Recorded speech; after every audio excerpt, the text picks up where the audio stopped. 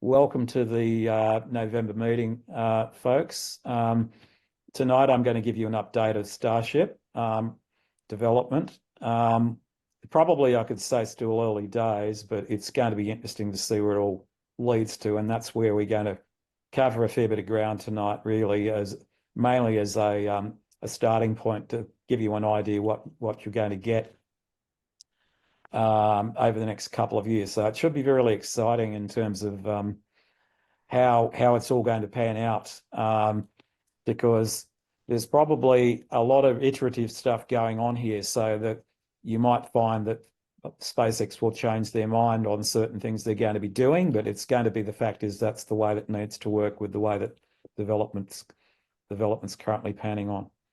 Okay, so I'm giving you a bit of context about what's happened. Going back to 2021, something very important happened in terms of the Starship development. NASA selected the human landing system to be Starship.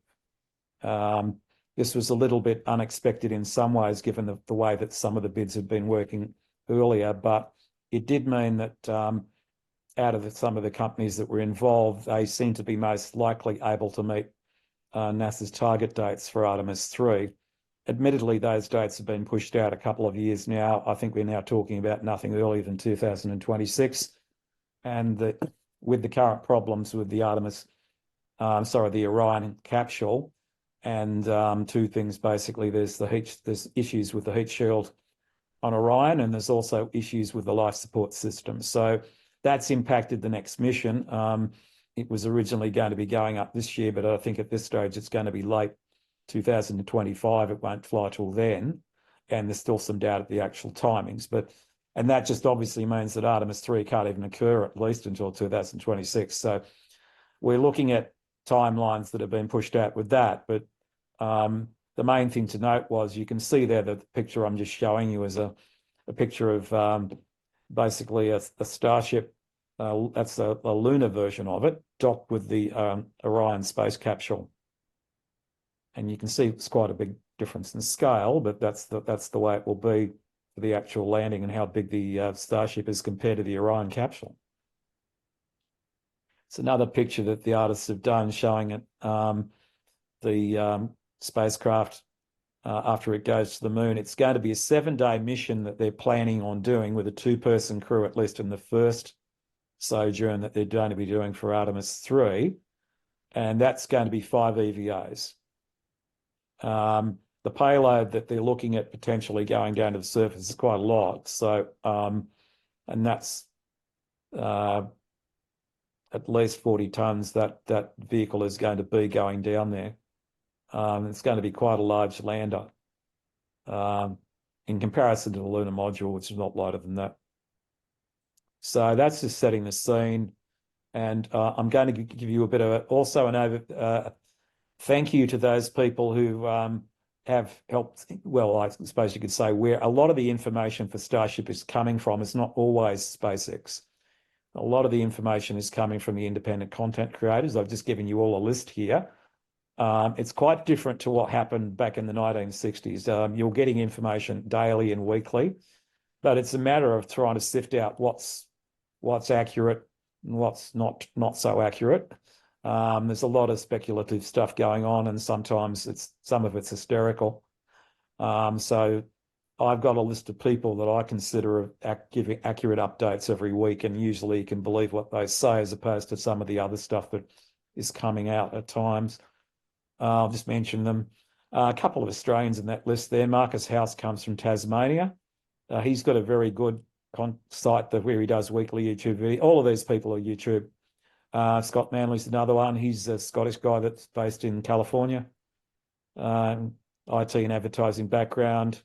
Tim Dodd, Everyday Astronaut. What About It? That's WAI. That's Felix Lang. He actually is a German guy living in Florida these days.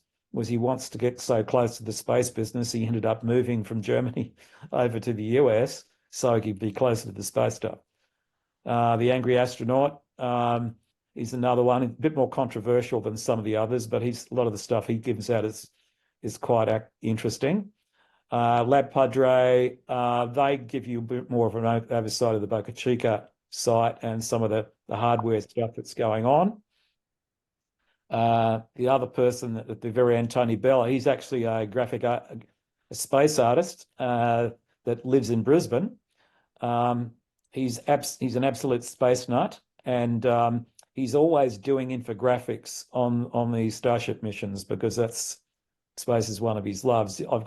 He has got books available from his website and things like that. If you want to get at space art, I'd certainly recommend him. These are the types of people that are putting out fairly regular content. And if you look at the materials they're giving out, apart from the fact that SpaceX does give their own announcements, but the frequency of that makes it rather hard to try and get a proper picture of what's going on. There'll be official emails and things like, and news on the SpaceX website, but it's then hard to really try and get a roadmap. At least not on a regular basis. So you really need to talk to these guys. Anyway, just giving you a bit of a background on SpaceX. It's currently headquartered in Hawthorne, California. I believe at this stage, though, they are moving their business over to Texas. That's, I think, going on at the moment, but the main office is still at Hawthorne. They are building new offices at Boca Chica, where the staff will be relocated, but still they haven't finished those offices yet. That's part of the site. You'll be able to see that in a few minutes with the photographs that I've got, where probably the offices will be. The company was founded in March 2002 by Elon Musk, who's the also founder of Tesla. Elon's main role there at the moment is currently as the Chief Technical Officer and the CEO. The person that really runs SpaceX, though, is Gwen Shotwell. She's a long-time space industry person that Elon managed to recruit quite some time back, and a lot of the people who know kind of understand. For all, Elon's got quite a few flaws, as people know, and she kind of keeps the organisation under control. So she's a very good operator, and one of the major reasons why SpaceX has been successful. Both those two people are the key drivers, but there's a lot of people doing. I think I saw a YouTube content post. Somebody asked him about the type of people working for SpaceX, and Elon made some comment about, I've got people working for my company who are 70 years old, and I've also got people who are 18 years old. There's a cross-section of different people's ages. It really depends then on what you want, what your interests are and what your motivations are as to why you're going to be one of my employees, not how old you are. So something to note there. Obviously, they service space and telecommunications. There's been over a total of 560 total launches. That's possible. Might have gone up 20 since I last put this one in, but I do know that this year there's been a record number of Falcon 9 launches. I don't believe anybody has put up 100 launches in 1 year. So they had 90 odd last year, but this time they've managed to crack 100 already, and we've still got probably another 6 weeks left. So I heard at one stage they were trying to get 120. I think it was as ambitious as 140 at one stage, but there has been some issues where the Falcon 9 has been, and that sometimes even involves a couple of launches in one day because they're using more than one launch facility if they're launching from Vandenberg as well as Cape Canaveral. So just looking at their facilities, they've got manufacturing facilities mainly for the Falcon 9 rockets in California, and the Falcon Heavy, that's made over there. The Raptor rocket engines are also currently made in Hawthorne. The Starbase facility is designed really for building the Starship and the Super Heavy booster. I do think that the rockets, the Raptor engines may be moved, at least where they're building them, over to Texas, but at this stage they're still building the Raptors in California. There's a couple of pictures of the facilities there showing you they're actually assembling it in Hawthorne. That's showing you on the floor how the Falcon 9s look. And on the other side there, you can see the Raptor engines. This is an interesting picture. It gives you a bit of an idea of the different spaceports available in the US. And you'll see that there's a lot of them are public ones, but there is a couple of private ones as well. So, you know, they're in California and they're obviously also in Texas. That's the middle section to answer the bottom. And there's also like Wallops as well in the mid-Atlantic region. And then there's the Florida area. So there's a few spaceports, and that's where you are going to get different launch facilities. There's a couple of licensed re-entry sites only, but I thought this map might be a good way of showing you where some of the different launch facilities in the US are, because you may hear people talking about them, but you don't really know where they are. So this is actually courtesy of the FAA. That's one of the charts that the FAA has got in some of their educational information, showing people where the space launch facilities are in US, basically. So just talking about SpaceX's launch facilities, Cape Canaveral, Florida, launch pad 34. They've also using those for Falcon 9 launches at the moment. Also 39A are used for the Crew Dragon missions. So the difference between 34 and 39 is that if they have a manned mission, they're going to run them from 39A, whereas if they're going to be using the normal Falcon 9 launches for maybe for Starlink or something like that, they're going to be going from pad 34. So basically what they're doing is that NASA is using pad 39B for Artemis, but SpaceX has got 39A and they're now using that for their missions. I believe in the end there is plans to basically upgrade 39A also for Starship launches, but nothing has happened yet. But there is plans apparently with the FAA about that. But we certainly I've heard nothing formally about when that will happen though. And another launch facility at Vandenberg, and that's really a private defence one, but it is regularly being used because SpaceX is also doing military launches as well. So the more secretive ones, they go from Vandenberg, because they can classify the payloads, and really that way allows them controlled so that people don't really know exactly what is going on the vehicle in terms of the satellites themselves. They're used for military payloads, for security reasons, basically. And also because of the location there at Vandenberg, it's much better for doing polar orbit launches. This is the way they can do their launch there. So the ones from Texas and also from Florida are more inclined for the equatorial orbits rather than the polar ones, but Vandenberg's mainly used for polar, and that's the difference there.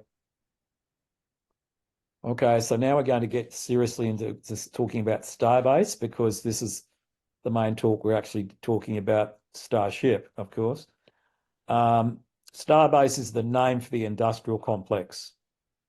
It's located near Brownsville, Texas, in the US, and you can see it on the map, which is very close to the Mexican-Texas border. Basically, it was Brownsville is really, I suppose you could say, the town, but Boca Chica Village is where people use as a term, was originally just a small village that essentially SpaceX is built on the back of their facility. So and there's a highway or a major road just running right outside the facility, which you'll see in a few minutes. It was acquired about 14 years ago by SpaceX, and there's been a lot of building occurring. And as you can see, there's a test site along the State Highway number 4. But the Highway number 4 is essentially on the Mexican USA border, which you'll see shortly. Here's a picture of the launch site and the build site there. You can see it is like swamp marshy land, but there's quite a distance between the launch site and the build site out there. That's actually the highway road that goes along there, and they do actually move the Starship and the super heavy boosters between the two, and they have to actually use the highway when they're actually doing the move of the vehicles between the actual build site. And it's quite interesting. You'll hear them talking about having to do road closures when they do the move because they won't be able to, nobody can use the road when these things get on that road. The vehicles are so large. But there'll be periodic closes of the road for that reason, and they have to put out notices. So, saying earlier that it consists of a vertical launch area, what we've got there as well, a landing control center, which is back with the, as I said, 2.2 miles or 3.5 kilometers north of the border, and the LLC is 1.2 kilometers north of the border itself. So the way it all is there, it's quite close to the border itself. The launch facility itself is a 2-story building, and they call it Stargate. That's what SpaceX is calling it, and you'll see that in a few minutes there. So basically, they've got the launch control center there, and then they've got all the place where the Starship itself is built and assembled, which you'll see in a minute. But we're looking at a facility that's very similar in size to Cape Canaveral in terms of the location of where everything's assembled and then moved out to the pads. It's very spread out and large, and scale is you can see from the air how big it all is. This is actually what the Starbase looks like at the moment. There is obviously a little bit of building going on at the facility. This is a fairly recent picture. They're putting in a car park at the moment. I actually can't see. I think this picture must have been before the car park's been constructed. So this one might be earlier this year. The car park has since gone in, and that's another a building that's at the side there. And this picture then is probably about 6 months old and shows you how many things are going on there at the moment. There's a lot. So it's really a production facility as well as the control center as well, which is the amazing thing. And just behind this is the village. So it's amazing all that's going on there. And essentially on the other side there is the road, and then you've got the border. So it's an interesting location for it all, but that's how it's all panned out. There's another picture of it from the air, from the actual facility itself.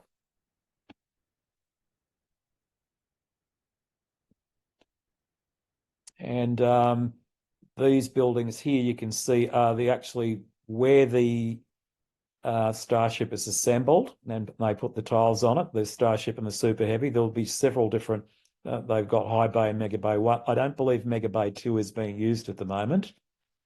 So essentially they've got, I think High Bay is mainly being used for Starship, whereas the Mega Bay 1 is being used for the Super Heavy booster, because there's a bit of a size difference between the Super Heavies, probably about 25% larger in length. So there's different work going on the different buildings. I'll show you in a second what I mean by that. And that gives you an idea. This is in one of the Mega Bay 1s. It's so large that it can fit at least 3 or 4 different boosters simultaneously inside it. And that's a picture of different boosters there that somebody has taken inside the building. Basically, it would have been a SpaceX photograph, and you've got some captions on it there, you can see.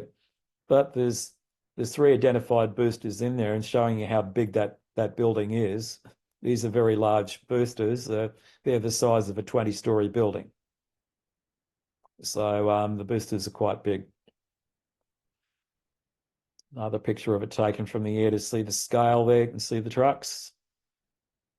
And in the High Bay area there at the moment, there's actually a Starship there with some people working on the tiles. You can see there on the bottom left-hand side there that there's some cranes in there where they're actually working on that there at the time. That's actually a Starship in there where they're putting tiles on.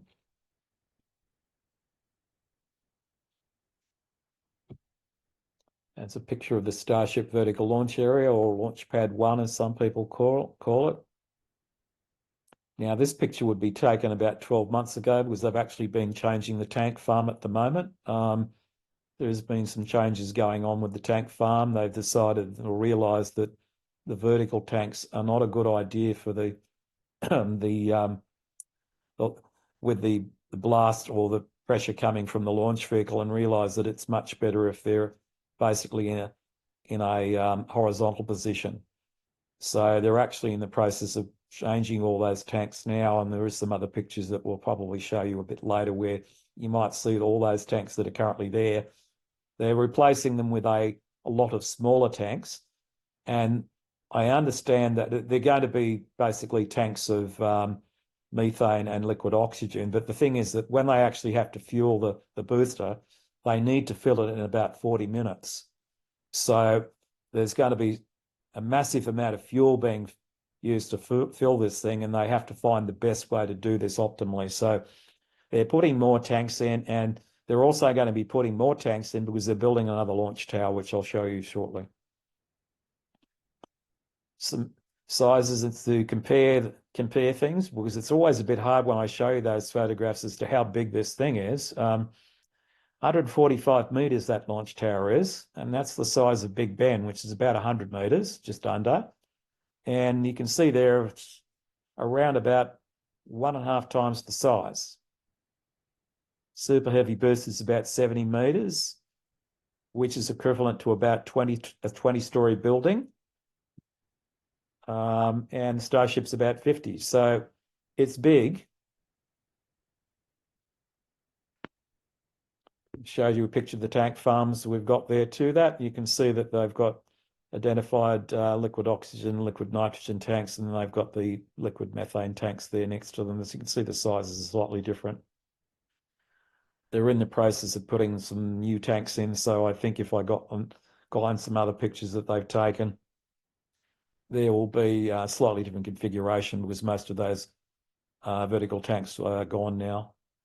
So even this photograph's 3 or 4 months old, and it's changing all the time. Okay, so a bit of an overview of the Starship itself. What they call Starship is really two things. There's the orbital vehicle, which is the spacecraft, and there's the super heavy booster. It's collectively recalled as Starship, and that's the term that they use, but it's really two stages. Now, both are going to be reusable, and it's currently is going to be obviously designed for Mars as Elon wants, but the first plan is to get it into Earth orbit and then eventually to the moon. So it's going to be a very large vehicle in terms of lift capability.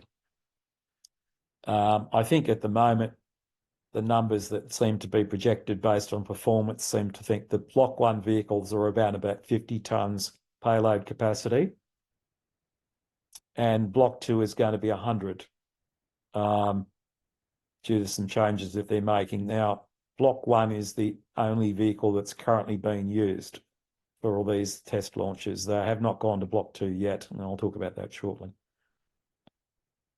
And Block 2 is going to be more capable. Obviously, it's going to have some additional engines on it and also upgraded Raptor engines in it as well, hence the extra thrust.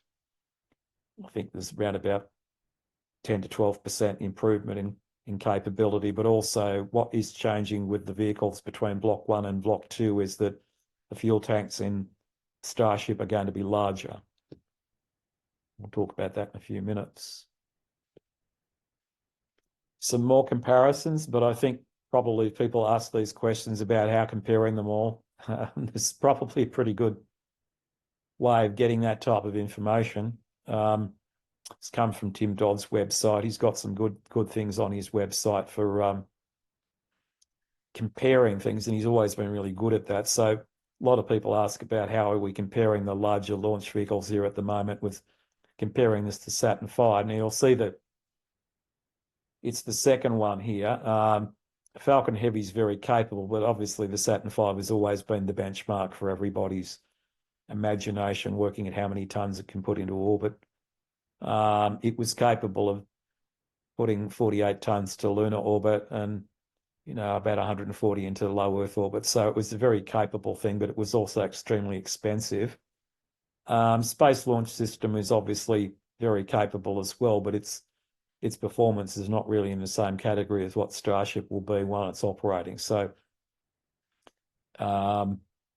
you can see also that Starship is going to be bigger than Saturn V, although it's hard to tell looking at the photographs, but certainly we'll show you that in a minute, which is what this one is. This is actually a photograph I found comparing the two in sizes, and it is a little bit taller, yes. Although it's hard to tell looking at it, but it's certainly a little bit bigger. The launch towers, though, are comparable in size, though, tad taller. But that's just a graphic showing you the comparisons of the two vehicles. And here's a picture of a Starship being sent to the launch tower there for testing. You can see it's out on a large transporter vehicle there, and it's just on the highway. And they've obviously got some vehicles ahead of it, but that's the type of pictures that you'll see sometimes that they release, showing them moving it out there to do a static fire. So that's the type of thing that will happen when they're moving them between the two facilities where it's being built to when it's being launched. A bit more information on the Starship spacecraft. The thing to note is it's fully reusable. Now, it's got an integrated payload section. It's capable of carrying crew and cargo. That's what the plan will be. At the moment, obviously, we're only in the testing phase, so there was no crew on them yet.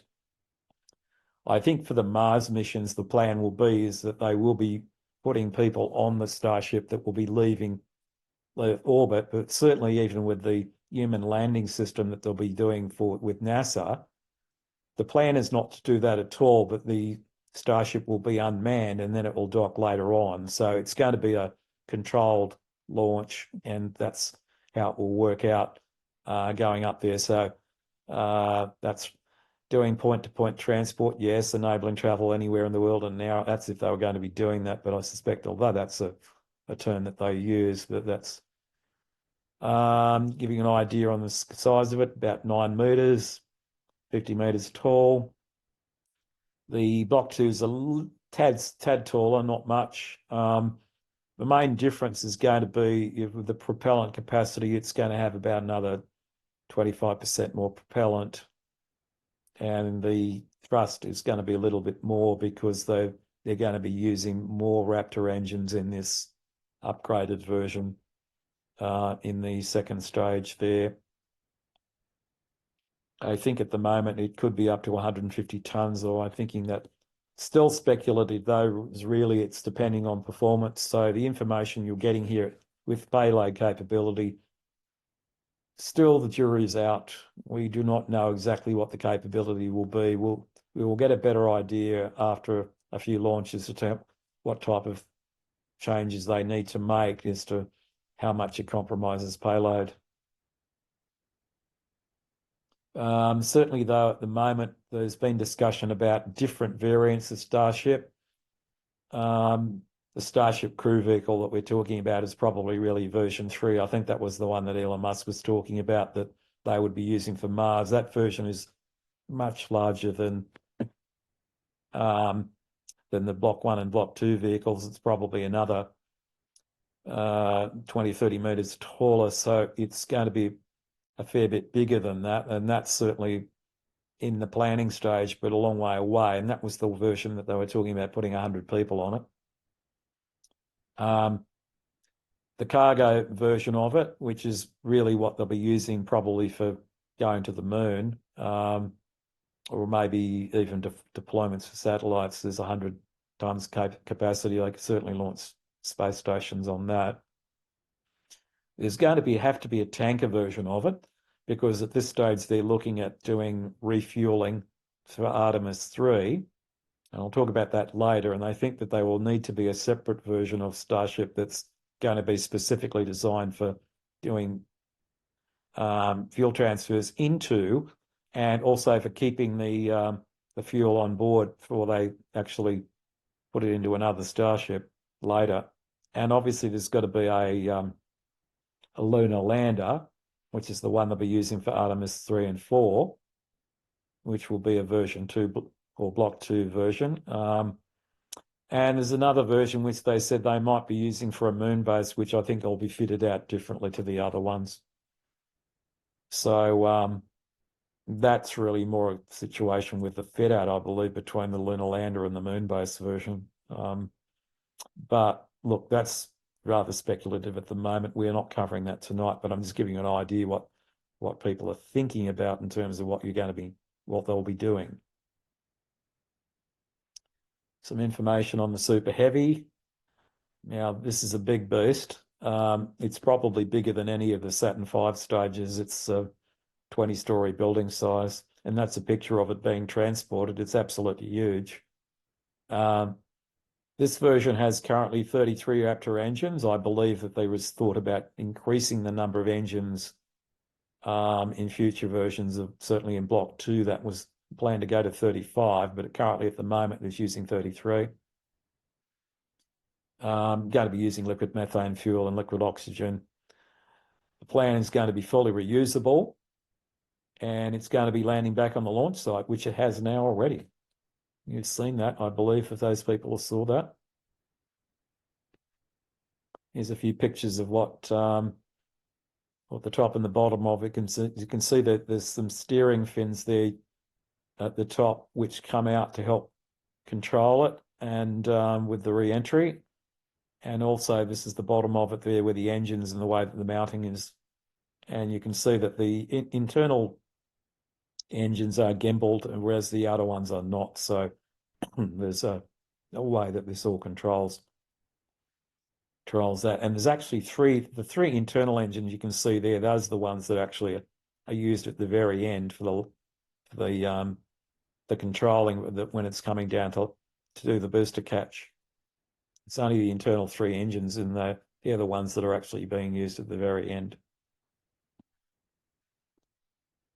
Now, the Raptor engine is a marvel in many ways. It's come through 3 iterations now, and we're actually only up to the second one in terms of that. It's fully reusable methane oxygen staged combustion engine, and it's got about twice the thrust of the Falcon 9 Merlin engine.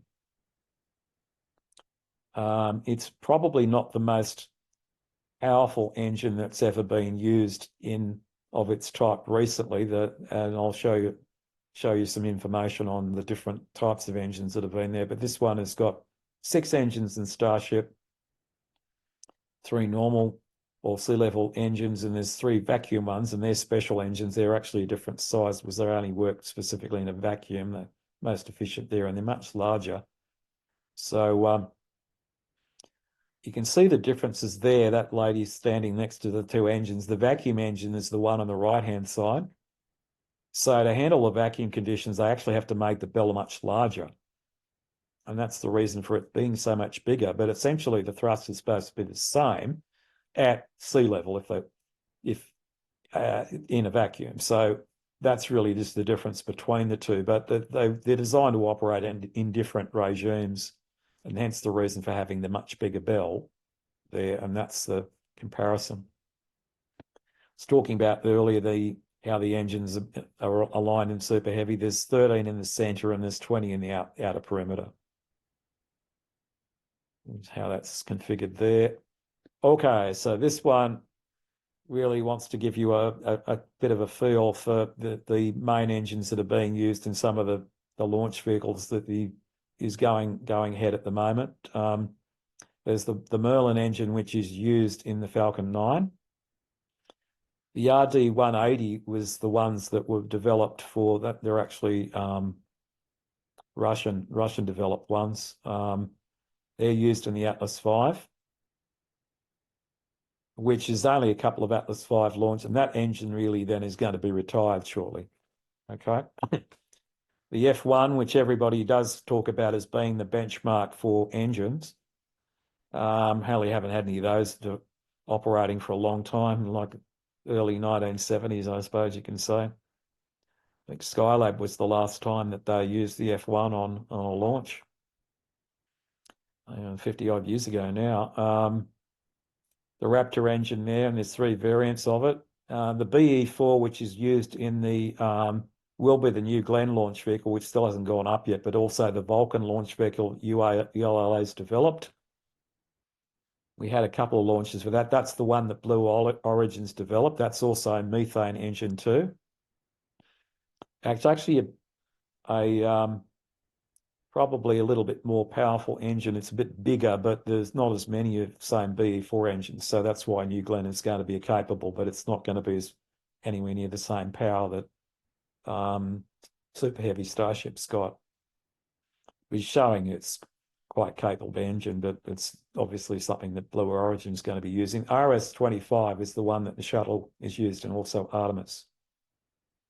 So RS-25 is still in operation. It was being developed originally for shuttle back in the 1980s and still operational, but it's probably the difference, though, to note, it's using a hydrogen fuel and liquid oxygen. So the newer engines that we're talking about are closed loop and also, but they're using a different fuel. So that's just a bit of an overview of the types of engines that we've got for spaceship these days, but putting in context, the Raptor engine uses liquid methane and oxygen as propellants. It's a full flow stage combustion, and that's where the efficiency is coming from. But I'm showing you a bit of a picture of the engine being tested here. I will then show you maybe the reason why.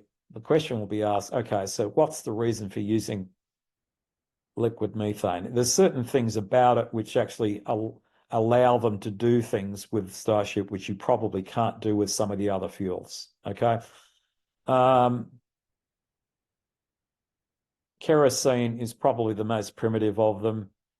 It's good for the vehicle size, but problem with what they used in the shuttle, which is the liquid hydrogen there, it's problem with the density of liquid hydrogen. It does make it very large in terms of the fuel tanks for the hydrogen. So one of the main reasons why SpaceX using methane and oxygen is because of all the things that they want to do for Starship, ticking all the boxes, so to speak.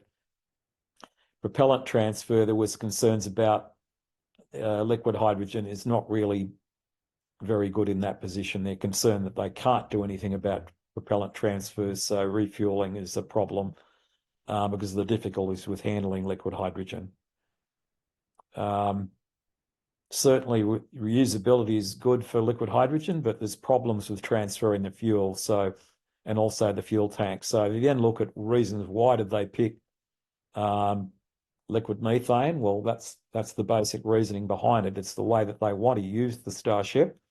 And also the thing about liquid methane is there's a possibility they can make it on Mars because of what is in the Martian atmosphere.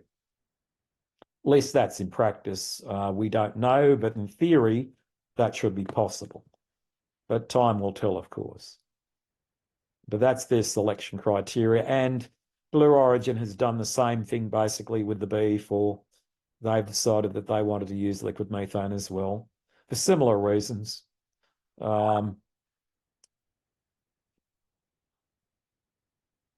It's really a bit of a description on what I've just described to you anyway, why we've picked why methane is the fuel.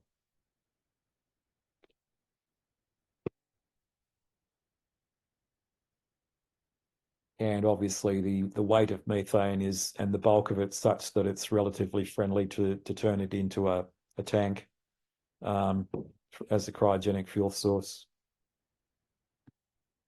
Some photographs of the Raptor 2 engine schematics. You can see the pressure it's operating is 300 bar. It's fully closed cycle. And what that also means is that the fully closed cycle means that what they're doing is to cool the engine externals itself. It's actually using the cold propellant. So it's actually circulated around in such a way that it's in a turbine there to actually allow the cooling. So it's a closed loop, which is also making it efficient, but that has its own complexities doing it that way. And the interesting thing about it is that it's also used as a coolant. So they're using a combination of both the two fuels there to get a result. But it's a very efficient engine, and one of the reasons why SpaceX has come to this point now where it's a very capable engine as well, given the number of flights. The evolution of Raptor is amazing. You can see that the Raptor 1 engines were being used on the probably you could say the test flights for Starship in the first couple of years, and it's an absolute massive wires and pipes and things like that. It's an absolute very complicated in terms of the way the appearance is, but they've actually been able to pare the design down. Raptor 2 is being used on the current flights that they're testing, and they expect that Raptor 3 will be used on Block 2 vehicles, and it's being currently tested at the moment. And you can see the simplification that's going on. They're using 3D printing techniques in Raptor 3, which has been allowing them to be able to minimize the number of outside connections, and also remove the need for a heat shield on the vehicle, which is something obviously that has to be proven later. But the lack of externals there makes it a very lean, clean design, and it's also a more powerful engine as well. It's a picture of Raptor 3 that the SpaceX posted recently, giving us some information of it. There's been improvements, as you can see. The thrust is 185 tons force for Raptor 1, up to Raptor 3, which is yet to fly, but being tested at the moment over at one of their facilities in Texas as well, up to 280. So there's a significant improvement in the thrust, probably around about 40%. Between the three variants. So it's come a long way in those last few years, and that's going to allow them to be able to put larger payloads on there with their performance.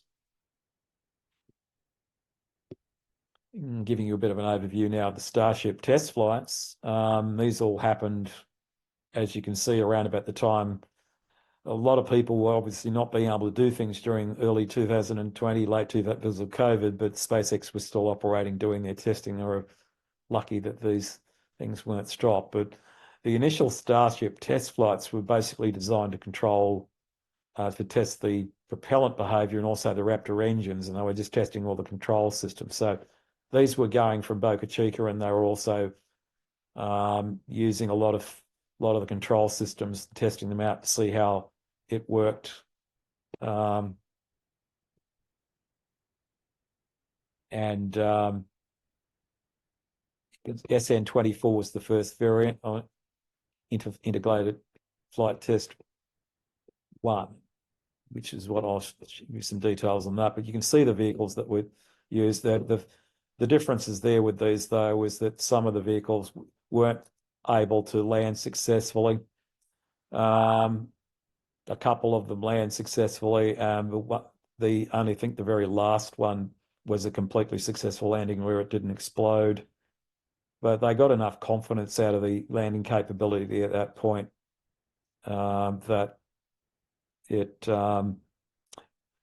decided to then go to the flights with the Super Heavy booster, which is what we've been seeing over the last 18 months, which is, looking at the dates there, you can see that's going from 2023 to 2024. We've had 5 flights. Obviously, the first one was early last year, and there was some problems with that flight, mainly with the launch pad. They had to do some major changes. But since then, it's been a slow iteration, certainly with the second through to the 5th, in terms of extra things that they are being able to achieve. All of these flights so far are suborbital because they're still concerned, obviously, about controlling the vehicle. So they want to make sure that they don't try to put a very large mass in orbit, like 100 tons, which they can't somehow bring back. It would be the largest piece of space junk ever sent up if it got up there and they couldn't bring it back. So they're being very careful about this to make sure that it's operating properly before they even try to do an orbit with it. But progressively, what's been happening here is that they've been basically testing the two stages, and you can see it went from 3 minutes where actually there was a failure where they had to destroy both the two stages. Similar with the second one, but it was more successful. The separation did work correctly. And then we got to the third one, though, where things basically went for an hour, and similar type of thing with the landings, though. But the fourth one we finally got to where both stages landed correctly. That was the one that we had in June, and both were on a water landing at that stage when they weren't detonated prematurely, and that was both successful. And the last one we did was the booster catch, which everybody's seen recently. They caught the booster back at the launch pad, and the Starship returned with a water landing. Now, one of the things to note about the Starship landing at the moment, with the way that there is because of the distance, because it's suborbital, they want to be able to land it in such a way that they can recover it, at least look at it from a telemetry perspective, but they're also looking at where it lands, okay? So it's actually landing in the Indian Ocean between South Africa and Australia. That's the Starship at the moment. So they do have to be a bit careful about the flight path for it for that reason. I don't actually want to drop it on Australia, but that's what they're doing with it. But the only complexity it has created for the last two was that because of the way the launches have taken place, they've been in darkness when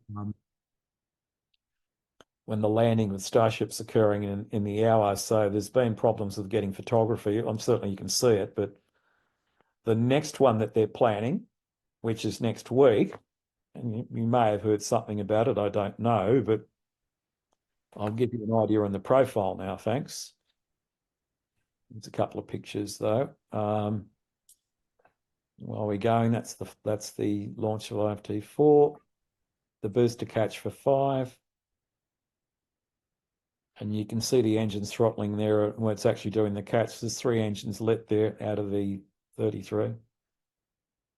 So the only ones there's only a limited number going at the very end there, which I was showing you earlier. Okay, so giving you an idea what they'll be trying to do next week is November the 18th proposed. I believe the launch time is about 4 p.m. US Eastern. I think it's Texas time. Similar profile to the last flight, but this time they're going to be doing the super heavy booster catch. Yes, at Starbase. They're proposing to do a test on the vacuum engines of Starship to do a relight. They have not been doing that really with these ones the last few at all. It's mainly been a coast after the engines light in the first place. So they're actually going to do a relight to try to do some testing of that to see what issues there is with it. And the re-entry is going to be in the Indian Ocean, but it's going to be during daylight hours now. So basically, because of the time difference, I think it would be early November the 19th in our time that it will be coming down. So next week, if you folks are around, keep an eye about that because there will probably be, hopefully there'll be some photographs of it. But it's not going to be currently the Starship will not be recovered. It's just going to land in the ocean, and then obviously I think they then may detonate it, but they're going to try and get a better picture of what it looks like coming down for that reason, because at the moment it's been coming down in the dark for the last two, and it's very hard to see exactly what's going on with it, even though the sensors will give them an idea. So that's what we're expecting for the 6th flight. But what else is happening? Okay, so there's a lot going to be happening with Starbase in the next 12 months, really. Launch Tower 2 was being commenced in August. They're actually building 2 launch towers to run this thing at the moment. It's going to be similar to the first launch, but they are making some changes with the launch mount so that they won't have to do the same refurbishment at the actual pad itself. They're going to be using a swappable design from what the people seem to indicate looking at the pictures of it. But this time they're building a proper flame trench with it, more like what the conventional method was. They've had to make do with a different type of trench below it. It's not really a very good perfect design, and the big problem is that they want to be able to refurbish the plan is to be able to launch regularly or daily with Starship. And at the moment, to be able to do something like that is impossible. They need to make major improvements to the launch pad to be able to do daily launches of Starship. And that's one of the big problems of them trying to iterate the tower design so that they're going to be able to do that.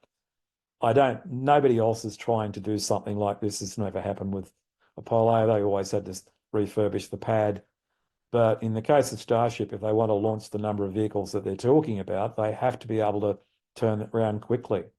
So it's basically a new way of doing things, and they're learning how they can do this. The new tower is a similar size to the first one. It's not operational at the moment, but people are talking about it every week as to how it's progressing. I'll show you a picture of it now. There's a schematic of there. That's just a picture of the landing there. But this is the pad B at the moment, and you can see the cranes there. It's still in the process of being built. It's certainly it looks like a launch pad now, but there's a lot of things has to happen with it. The flame trench is still being built. They haven't built the connections to the tank farm, but it's going to be something that's going to be comparable in size, and it's progressing. I think the plan is to have it ready by March 2025. And based on the progress that SpaceX has made, that looks like it should be possible to do that. They really do need 2 launch pads for some of the things that they're planning on doing in the future. And we'll cover that also in a few minutes. But looking at what people are planning on doing with Starship at 39 at Cape Canaveral, they're going to build 2 launch towers, and there is a proposal in with the FAA at the moment, and this is what the proposal involves. 2 launch towers to be constructed at Cape Canaveral. They have to build a liquid natural gas plant with also oxidation storage as well. They're still considering how the landings are going to be. Well, obviously, they might be able to do them on remote barges, and this is what the proposal's talking about, but the booster catch is something that you certainly will be able to do. But I believe that the proposal mentioned this there because they have to try to keep all options open with what they're going to do. But you can see that you can do a booster catch now. So this will be something that they have raised with the FAA and say they might want to do, but probably not. And the license request with FAA at Florida was 44 launches per year, which is a lot, but something that needs to happen based on certain criteria in a minute. Yes, there's some people have questioned why this high frequency. There has been people complain about it. You can see that it's Blue Origin, ULA have said, why do you want to do this? And I think that was more the case of they're not happy about interfering with what they're doing. But it does mean, though, if there's a lot of launches taking place from one vendor, it's impacting on everybody else who wants to launch too. So, because that's the way it works, and there's only so many days you can really do launches from it due to other things going on. But the request is for 44 launches per year when they get this operational, if it was going to be at Cape Canaveral. Also in the proposal that went to the FAA, this is a discussion about what that Super Heavy was going to consist of. Some basic information, similar to what I've told you earlier, but this one indicates this number of Raptor engines is actually 35 and not 33. So currently Starship only has 6 engines. And that's the spacecraft, not 9. So there is going to be some change. There would be some changes to the design to increase the capability of the Starship to do this, and this is what they're proposing it would be capable of doing. So that's interesting. It's not exactly what we've got now currently. It's going to be an evolution on that. Some pictures of the future operations for 2025. Block 2 Starship is definitely going to be the next launch for Flight 7 next year. They are currently building the Starship for that. It's going to have tiles fitted to it shortly, and they're still currently building, but the booster is ready. So based on the current rate of progress, I think that it would be in the first 3 months of 2025, Flight 7 would occur.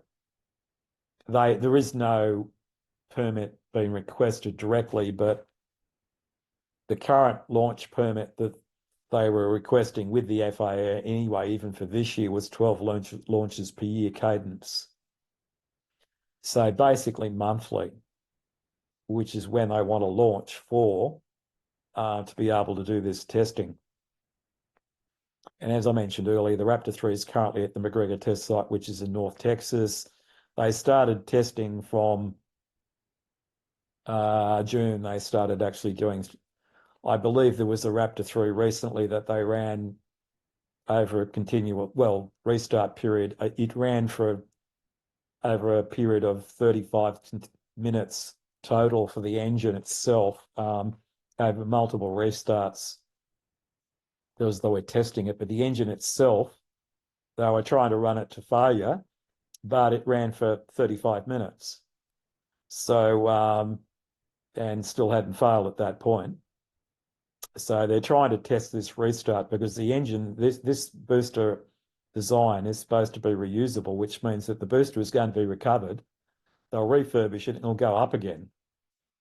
That does happen currently for Falcon 9, if you weren't aware.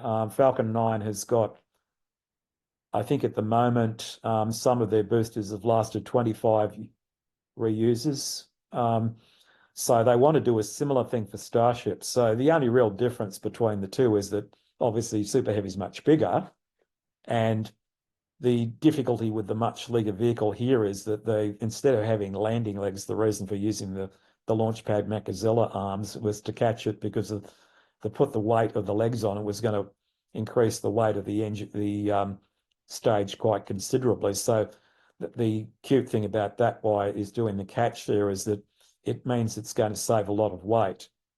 So why is it done that way? It's all about saving weight because the weight's going to translate directly into payload otherwise. So if you're able to save the weight on the stage there, you can actually get more into space. Now, it's really a design problem as to why it's been designed this way. Very nice picture that one is, though. I like that. It's a picture of the booster catch. There's so many different angles of it. You'll see a few pictures in a minute. Now, the reason why we're talking about so many launches, the human landing system to the moon requires obviously a Starship to get there, but the number of launches that you actually need to get fuel into the vehicle, you are going to be burning fuel in the Starship to get it into orbit. But there's not enough fuel left to get it to the moon. What they have to do is to basically refuel it. There's a debate on the number of fuels, though. Okay, so you can see there with the profile, we've got getting the Starship ready to send it to the moon there, and then you can see the Orion launches later. So propellant aggregation, what that means is get the fuel together, aggregate it in such a way that the human landing system Starship is ready to take that fuel. I think that's the reason why they basically said there was going to be a tanker vehicle sent up there. So they're going to consolidate all this fuel in one place, then fill the human landing system up, and then send that on a mission to the moon. And then that's where the rendezvous is. And this is actually the agreed profile that Artemis 3 has agreed to with NASA. It's part of their bid. You can see then it's got obviously the Orion goes up and the Artemis, there's a docking, Then it goes to the moon, lands on the moon, and then comes back later on, does a redock, and the crew returns to Earth. Not exactly clear to me what they're going to be doing with the HLS itself, whether it's going to come back to Earth or not. I haven't actually got that information yet. I think they're still working through that as to whether or not it's going to stay in lunar orbit or whether they're going to bring it back. I don't think it's designed to come back to Earth's orbits because the way HLS is going to be designed, I don't believe it will be going back to Earth at all. It's not going to have any tiles on it. So where exactly it's going to go, it may go into a extended orbit around the sun or something, but it won't be coming back to Earth. So to get all these things done for Artemis 3, there's a few things we still have to do. And this is what they're testing. No heat shield problems. At the moment, they're still working through issues with the heat shield. The next iteration of Block 2 is going to move the fins a little bit around on that so that maybe it's going to minimize issues with the heat shield melting things. They can't afford any problems with that heat shield at all. And these are all the milestones that have to be done prior to us getting to Artemis 3. Achieve a Starship orbital flight, yes. Engine relight in orbit, yes. They have to do a payload deploy. They've got to test that out. Docking 2 ships in orbit, yes. Fuel transfer ship to ship in orbit, that's something that they have to do, and NASA's talked about that flight. They believe that that flight is supposed to happen in the first 6 months of 2025. That's ideally what NASA wants. The fuel transfer test. That's a key to be able to demonstrate that they can HLS is going to be capable of going to the moon. Because otherwise they can't transfer the fuel between the two starships. We've got a problem. They obviously need to do a long duration burn test from the orbit. Obviously, they also need to recover a Starship at the launch pad itself. That's going to be requiring a similar thing to the booster catch 2. It won't be in the same day, but it would certainly happen later. It's going to be using the launch pad to catch the Starship as well. And unmanned lunar Starship to lunar landing. There was going to have to be an unmanned test of Starship to the moon prior to the lunar landing to test all the systems out. And later on at the very end, we've got refly recovered booster and refly recovered Starship. Those things will need to happen as well if they want to make a fully reusable system. We're very early days still, but it's obviously very exciting, but there's a few things to happen. Now, speculation about how many flights it really needs, I believe originally when the bid was put in, they were thinking about 5 flights in total, 4 refuel flights. I think the magic number, it seems to be, from what I've been able to gather from the internet, about how many days you need to keep this in that state, and it is obviously cryogenic fuel. They thought the maximum number of days it needs to be there before we start having problems or concerns about being able to use it as successfully is 60 days, about 2 months. So everything needs to happen in a 2-month period to be able to get this thing operational to make it go to the moon. Now, some people think it could even take up to 20 flights. Hard to say at this stage. A lot of it's to do with the capability of Starship now, as to how much fuel it's burning, how efficient it really is, and what fuel is left. A lot of things are still not really being worked out exactly as to how it's going because it's still under development as to what the performance of it really is. Now, that will determine the number of flights to a degree, but also how much fuel they can transfer to. So there's a lot of variables going on here. And you could see it might even up to 20 refuel flights, which is a lot, but that's what they might have to do in 60 days, which means that they're going to need 2 launch pads for sure, because they're going to have to be cycling this thing over almost every couple of days at each launch pad to try to get this thing fueled. So a lot of things have to happen for it to actually work based on this capability. I'm going to now stop at this point and I can look at the questions.